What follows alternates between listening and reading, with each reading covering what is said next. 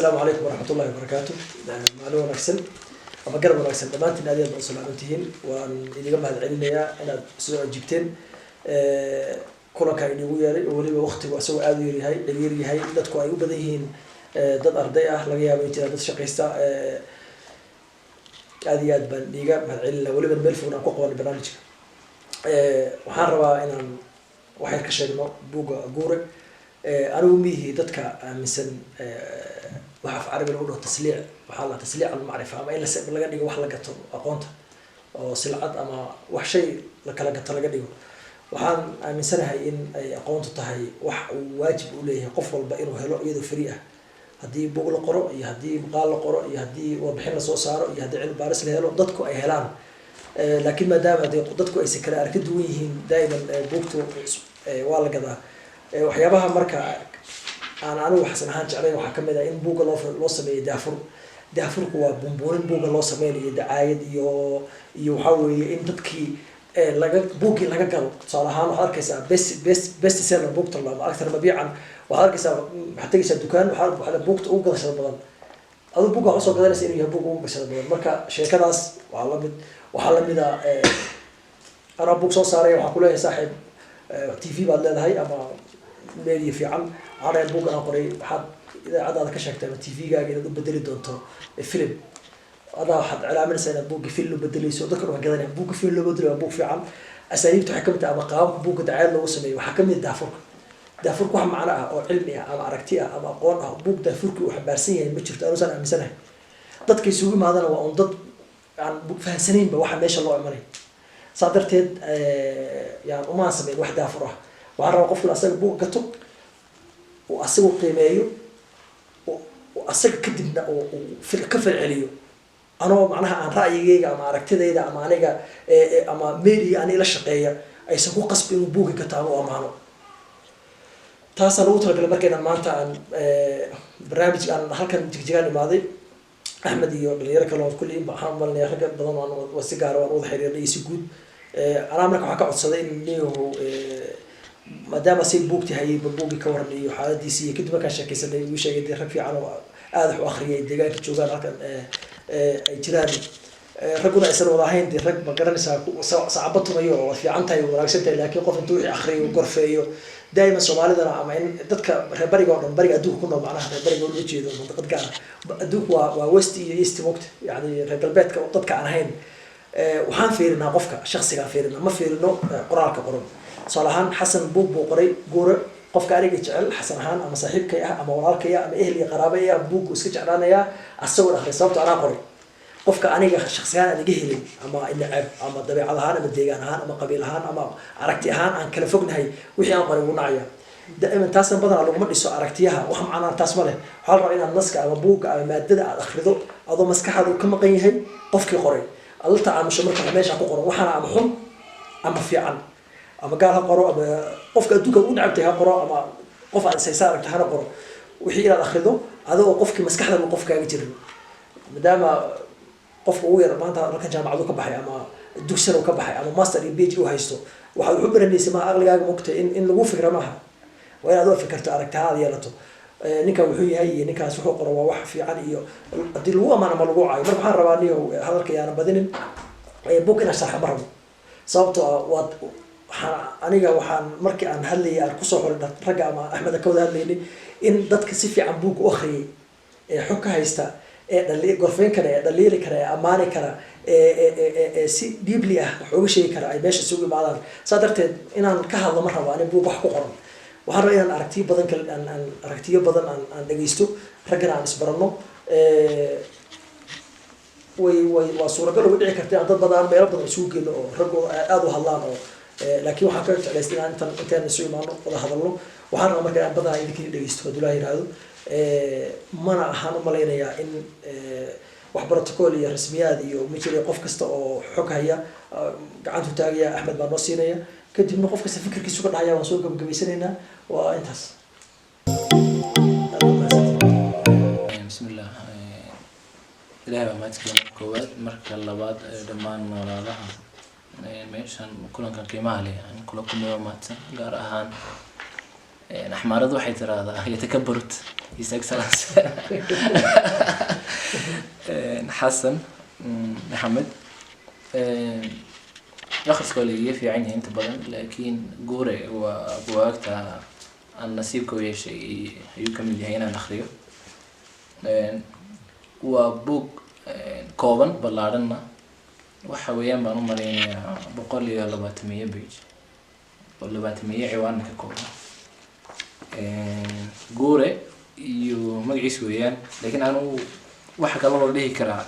hoos weyne ilaa iyo talahaas Florida sacdaal dheer bay ahayd oo uu guure galay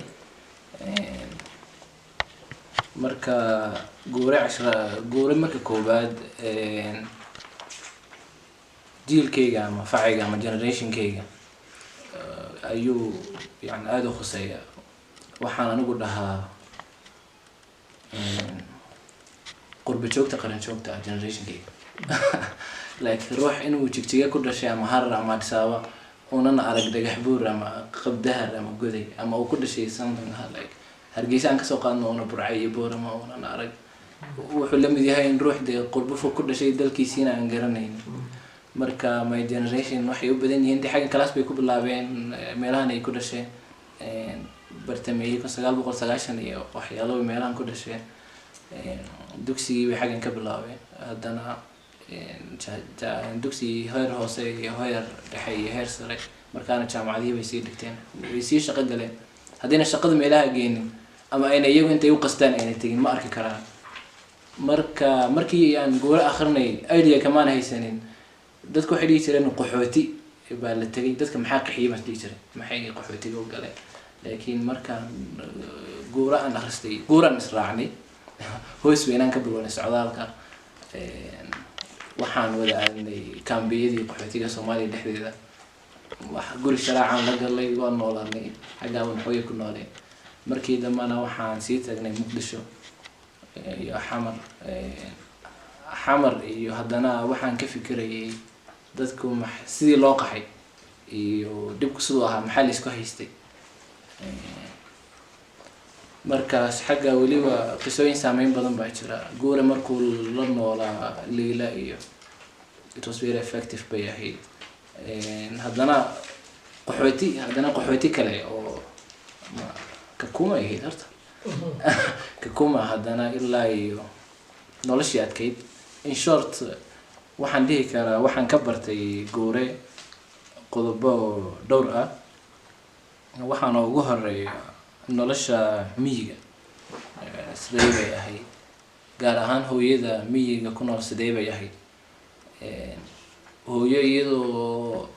9 bilood ku jirta haddana ama dhaan tegaysa ama baadi raadinaysa oo nabarada ku qabanayaan meel aan cilla ciirsalaa aad bay u adkayd marka waxay siinaysaa siday nolosha miyigu siday ahayd oonan in badan aan soo joogin ama aanan joogin bada inaan muddo yar oo kooban aan taga mooyeen aanan nolosha noocaasan maarag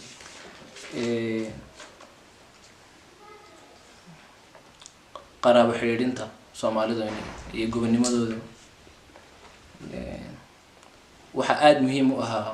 mar walba buugu taabanaya halgankii Soomaalida iyo inay Soomaalida halgan u nool tahay quruxda dhulkeena mar walba roob da'aya tigaad soo baxday iyadoo abaar laga soo doogsaday ubaxyada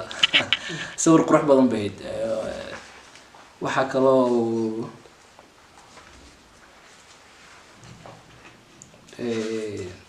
arrimaha la xiriira Allahumma ta'ala wa xasifu inaan inagu ahmiyad Soomaali ahaan siina diinta markuu sidaa u dhashayba wax kaliya meelaha lagu hayo golaha ayuu noo sawirayay macalinka Quraan Ruug iyo waxay ahayd very effective in xataa naanaysihiini ay ka muuqdaan macalin guhaad baa la dhahaa haddana Quraan Ruug baa la dhahaa marti Suuriyada ugu dambeyntii buuggan aan waxaan jecelahay waxa la dhaho sajciga gabayga waan jecelahay laakiin ma xifdin karo Soomaalida sajciga kuma badna laakiin buuggan Soomaali sajci wax lagu dhaho ma garanayo maxaa lagu dhahaa sajci tix iyo taraawun baa jirta laakiin sajci waxa lagu dhaho iminka buuggan wax sajci sida carabiga oo kale u dhow waxaan soo dhex qaaday maleeshiyadii iswada gaadhay waxaa ka muuqday diihaan waxa ay wada xidhnaayeen macawiso dhammaad ah waxay taqsiinsanaayeen jaad indhahoodu waa dhiig dhafoorkoodu waa naar hadalkoodu waa waabay aragoodu waa ilfashaq magabay ba like something like sajci cunu malaynaya inay tahay ya sajci ma hawrar ba isku hagaashiyo hadalkaas hawrar mahadsanid hawrar waa sajci waxaa weeye waa erayo isu eg oo israacay wey laakiin gaa miisaaniyadii guud wala lahayd hawraartu moogtahay isku meel baa wuxuu tamaa maya dhadhankaa ka hirdoon baa ayaa hawraar iga dhadhamaya macnaha laakiin waa laga yaabaa fikradu macnaha hadal imika marka sheekaysanayna waan hadlaynaa moogta laakiin imika haddaan barnaamij soo diyaarsado oon ka bilaabo tusaale ahaan xarfa isku egeeg mabdaayo isku egeeg ereeye hore oo kuwii hore la iloobiyey hadal sida idaajo oo kale barnaamijyada u daadihiyo barnaamijyadiisa oo kale hadalka noocaas ee dhegtu jeclaysanaysa hawraar baa leedha hawraari hadal maaha baa leedha hawraari suugaan maaha sidoo kale hadda markaas waan ku dheeraaday malaha tusaale kale hal tusaale ma ku daraa waa dumar oo haddii aad caydo waa xaal haddii aad calooto waa ceeb haddii aad u qacan qaado waa eed haddii aad ka aarsatana waa godob aad bay soo jiidasho u leedahay ta kale inta badan noveliska ama waxaan fiction baa la dhahaa novel aan dhaho ama sheekafaneedka soomaalida inta badan waa jacayl bay abuurayaan wax jacayl ay ka hadlayaan laakiin fariin ay gudbinayaan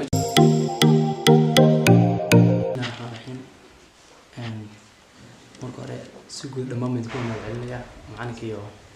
qabanqaabayaasha dhammaantiin waa idin mahad celinayaa iyo macalinka iyo qabanqaabayaasha iyo kulanka sharafta leh marka xiga sida uu xasan sheegay baa ma rabo inaan bugaan sheekooyinkiisa aan ka yar sheekay maadaama buga intii baan aan soo wada akhrinay laakiin waxaa fiican in korka maxaan ka fahnay ama aragti noocuu gudbinayaa ama maxaa dhaliil jiri karayo loo gudbin karaya baan rabaa korka waxeeyo marka hore waxaan qiyaasayaa aragtida buugga waxaa iskugu jiraa dareen sooyaal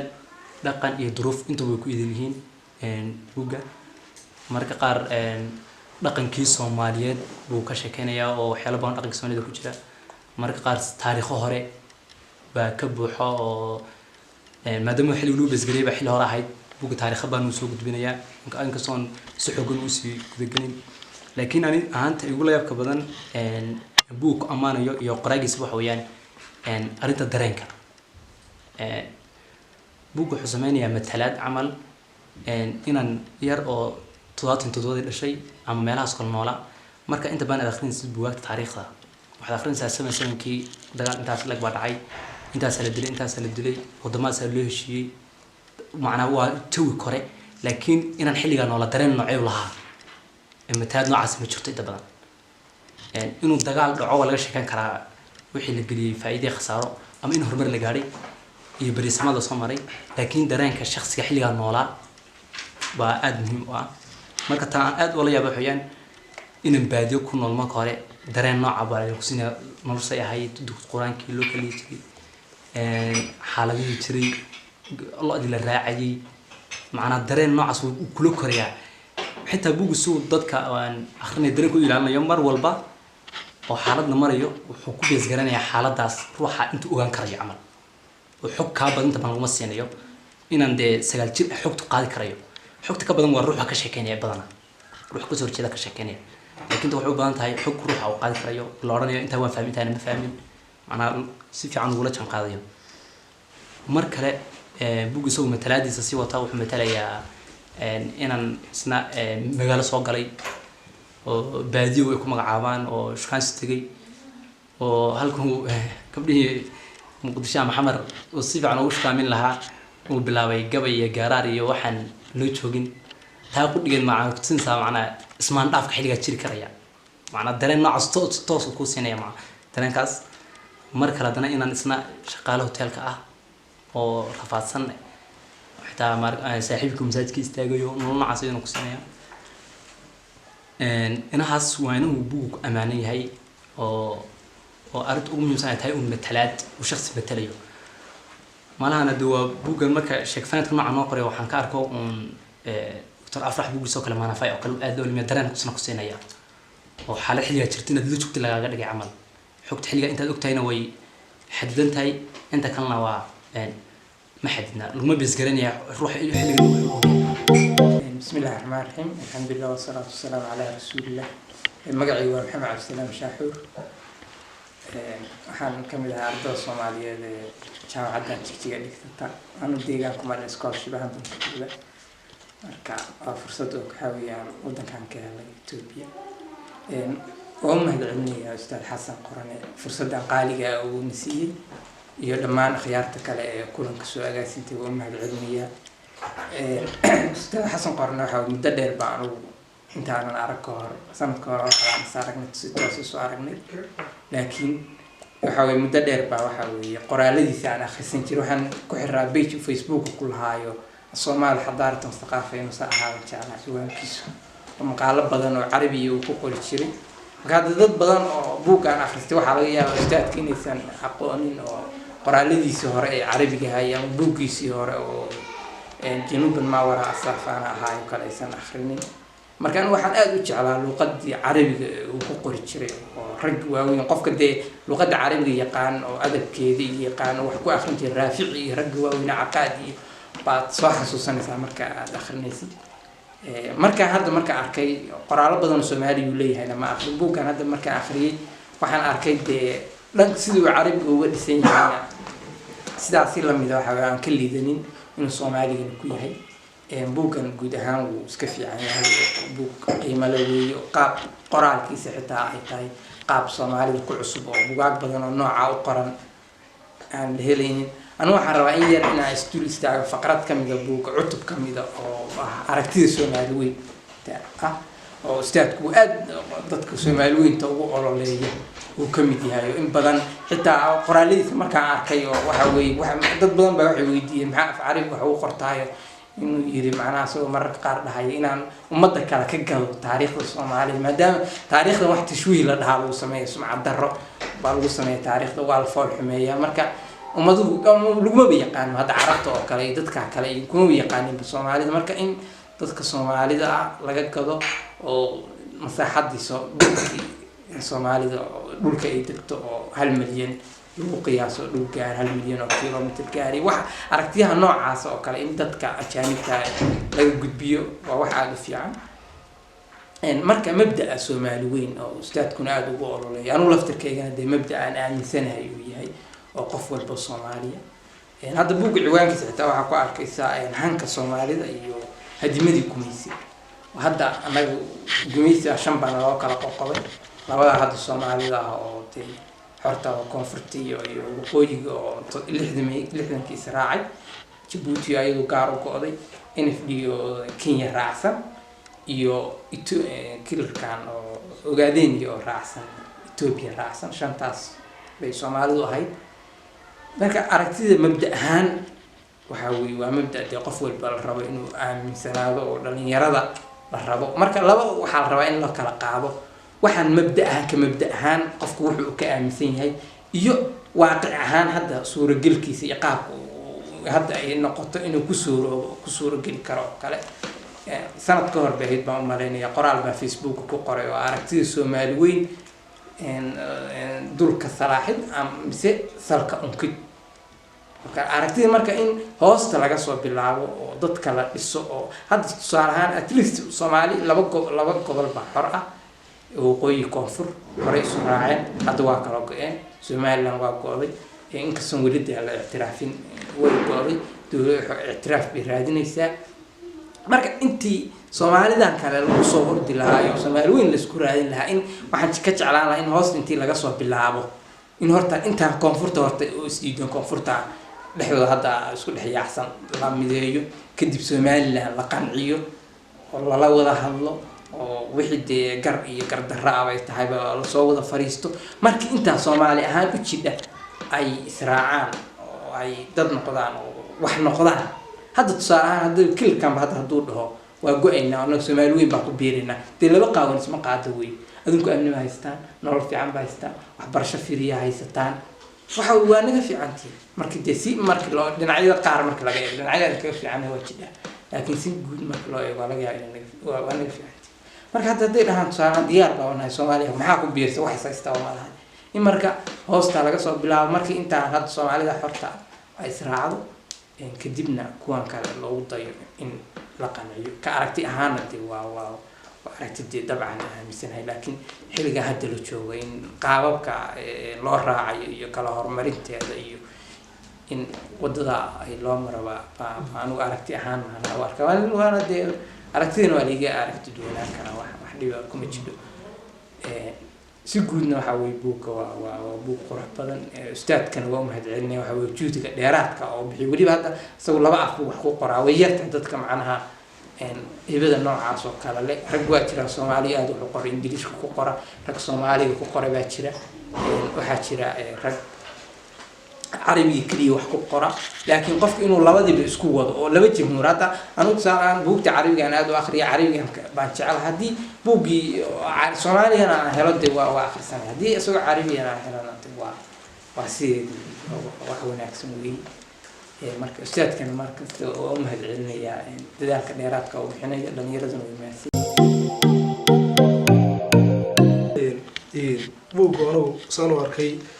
ma horta xagga dambe goos baan akhriyo Jimcaaliyaana tan ma la wadiisanay ayaa markan qaybta hore akhriyo Jimcaaliga qaaday tana qaybtii dambe si goos aan akhriyay horta buugu wuxuu taabanaya meel aan Soomaalidu hore u taabano waxaan fiction ka leeyahay qofka aragtida uu qabo iyo taariikhda soo ahayd kooda gudbiya hal mar oo markii fiction noqoto waa taariikhdii taala iyo aragtida uu ka qabo oo ereyo badan ba hadda ku jira meesha oo de qoraab uu leeyahay soo leeyahay oo aragtida uu ka qabo uguna labada qodob uu weyn gudbinayo waxa weeyaan halgankii lagu jiray iyo sidoo ahaa iyo guud ahaan qaaradda Afrika iyo gobolka soo ah waxa kale oo gudbinaya deegaanka oo baashu ka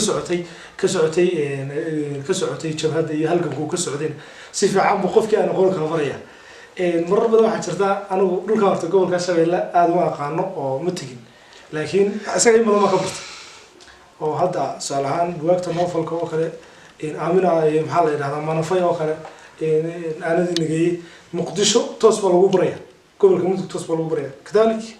kana gobolka Shabeelle toos buu ku baraya xaaladii lagu noolaa mid kale soo baxayso halganku inuu ka soo bilaabmay baadi sheegay hadda guur oo kale baadi ku dhashay baadi halka ka soo bilaabmay oo dadka maskaxdooda ku wada qufleed waa aragtiyaha weyn buu gudbinay wax kasta waxa ka muhiimsan sidoo qoran yahay iyo sidoo yahay farshaxanka ka suku ee aragtida uu gudbinayo ee waaqiciga taala hatta laan oo mid halada mar dhamaanaysa ilaa qaarado ay xiroodo way qaarado iyadoo noqoto de qaarad iyo iska soo firan sababtoo waxa jirtay de xilliga gumaysigu inoo imanayay waxa la yaalo waxa lagu baahan gooy shisheeyo mu jir wala laba koox cadaad bay inuu jiray kabeena jaangari baan noqonaa nabi la xayay la shadid jeegarka ama jaangari gobolka Afrika ma jeegar looga yaqaana kabahan jaangariga laga sameeyo de ana Soomaalida xirato waqti hore la xiran jiray yaani koos ma laga baahnay oo geerina inaga badna iyo loodeen iyo arigeen marka waxaad garanaysaa waxa shisheeyay inoo leeyihiin waxaan iyo dhan inaga qaaday subuuq cadeynayay waxaan inaga qaaday waxna aan loo tagay hatta dhulkeen inuu tagay iska dhaaf kale dhulkeen inuu xirto waa inuu geelina kala meel laagin jiray لأنه قمت تجينا وادي هذا الشيء قاعد اللي نقولي بأنك خيرات كأني ما تعيد كلا كوكر برصاص وأركسيه هو وين ده أبوه كسوك هو إنه يهيد نوفل جوه الرئي قف دولديان كعام دولديان كلا يقرأ صار ركي يبوكو كلا حرير واحد اللي يجين سوالي كله لكن هو بوكو الرئي أنا كرانو النوفل الشيء كفنا الدولديان كسوالي لا يقرأ سوالي قلبي صدق دي ديان سوالي قلبي ده توبي لجود ورشي صدق دي mar laga wada qoro dhacdooyinkii ka sugnaad muddo kale sida buu halganku wuxuu sheegayaa tan iyo maalintii amxaar dhulka soo gashay oo ninka goor markuu dhashay oo waqtigii amxaarada soo gashay oo la arko waxaan filayaa waqtigii ugu horreeyay amxaar cagaha soo dhiga waxay ahayd 99 1999 bay dadka soo intaan har iyo dhulka qabsadeen ka sokow 1999 markii ugu horreysay cagaha soo dhigan iyagoo awoodooda wata waqtigii milanik bay ahayd baan filayaa oo xabashi deemad uu soo dhiga ilaa iyo waqtigaa wixii soo taxnaa waxaa leeyahay buugu lagu yariyo weliba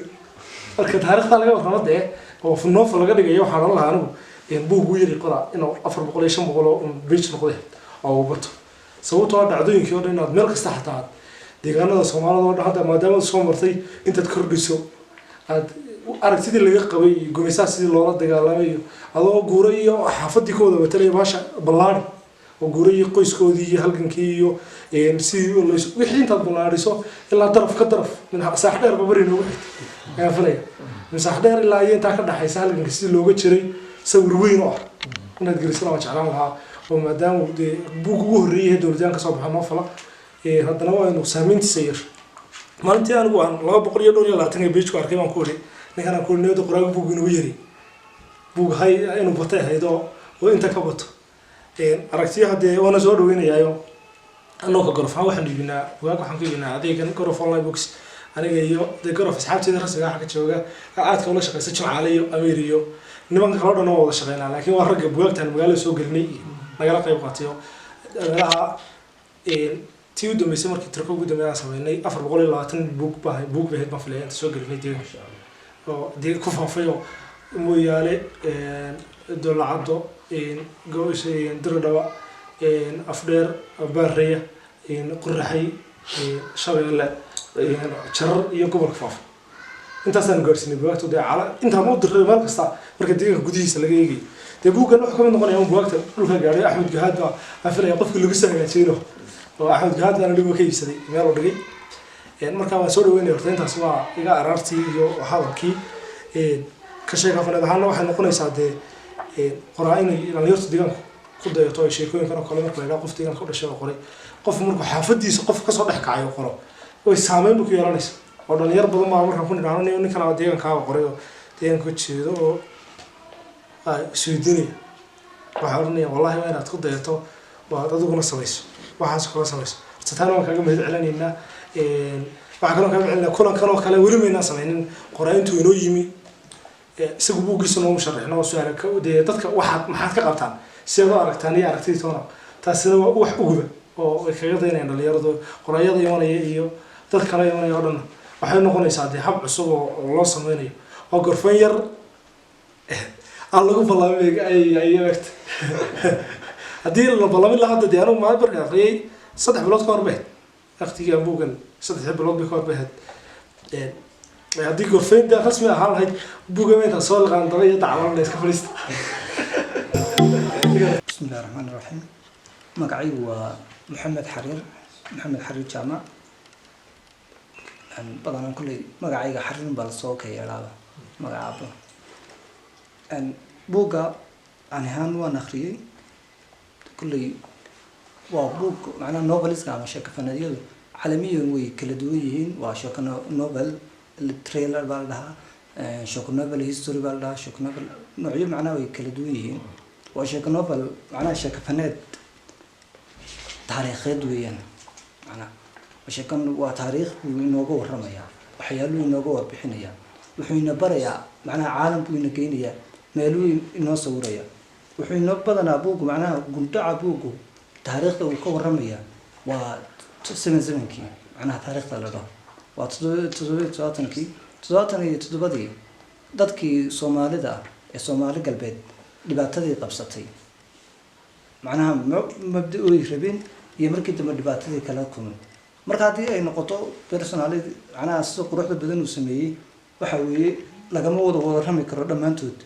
oo cid kasta lagama wada warrami karo saawadeed hal qayb uu soo qaatay san qayb ka jeclaaday waxa weeye inuu macnaha ruux soo qaato hal shakhsi oo victim u noqday 77 uu ka sheekaynayo markii hore dhalashadiisa 77 uu wajahay suu uga qaxay markuu qaxay wuxuu la kulmay halkuus lahaa intuu ka qaxay dhulkiisii ayuu tagay meel kale meeshii kale dhibaatadii uu kala kulmay dhibkii uu kala kulmay haddana wuu socday macnaha wuu socday meel kastuu tago iyo meel kastuu socdo dhibaato ayuu kala kulmay marka xaqiiqatan waa sheeko faneed aad u qurux badan si qurux badan loo qoray runtiina Soomaaliga xataa ku qoran yahay Soomaali badanaa saafiya oo macaan cid kastana fahmi karayso ani ahaan runtii waxaan dhihi karaaba waaba sheeko fanaadiyo Soomaaliyeed waa mid ama laba ama saddex ayuu ka noqon karaaba inta sheeko fanaadsan quruxda badan ee loo qoray dhibaatada macnaha guur uu ka warramayo markasta uu kula geynayaa meeshii baad la tagaysaa waad la murugoonaysaa waad la farxaysaa waad la qoslaysaa macnaha runtii caadi dareenkii ayuu ku siinayaa ma xaaladda uu kulbo ku jiro ayuu dareenkeeda caadiga kaga bixinayaa ani ahaan intaa baan ka dheeraa wax badan ma sidee aad mahadsantiin